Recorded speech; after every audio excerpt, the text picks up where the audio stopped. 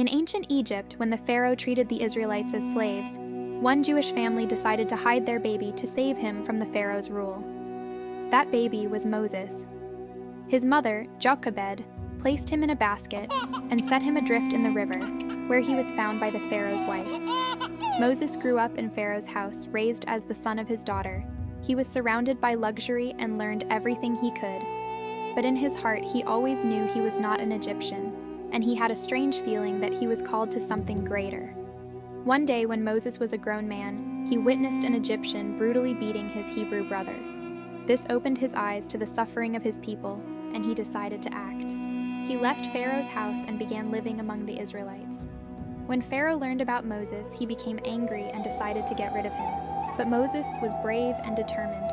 He spoke to Pharaoh, asking him to free the Hebrews from slavery. But Pharaoh refused. Instead, he made slavery even harsher for the Israelites. One day, Moses saw a bush burning with fire but not being consumed.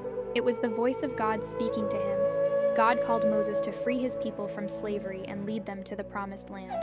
Moses was afraid, but he decided to obey God. Moses and his brother Aaron went to Pharaoh and asked him to release the people.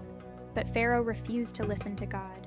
Then God gave Moses the power of miracles. Water turned into blood, frogs appeared, darkness covered the land, but Pharaoh still refused.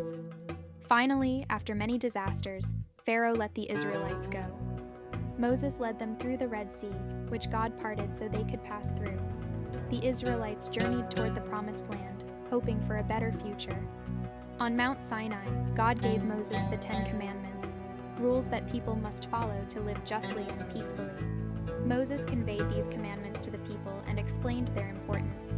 The Israelites wandered in the wilderness for many years, facing hardships and challenges.